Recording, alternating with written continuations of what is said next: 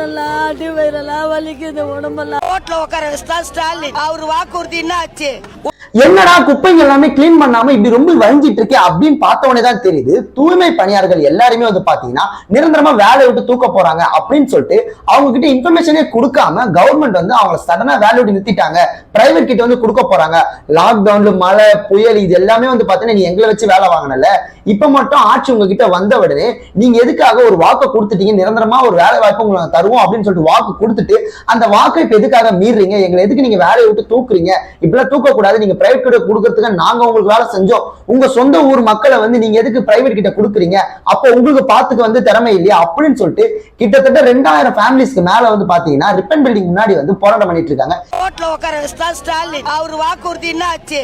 ஓட்டு கேட்கும் போது காலை பிடிச்ச இன்னைக்கு ஓட்டை வாங்கி எங்களை ரோட்ல உட்கார வைக்கிற, நீ நிலையா நிக்க போறது இல்ல, இது உறுதி. இப்ப வரைக்கும் அரசு எந்த ஒரு விஷயமும் எடுக்கலன்னா இப்ப போராட்டம் தொடருமா? அது கண்டிப்பா தொடரும்.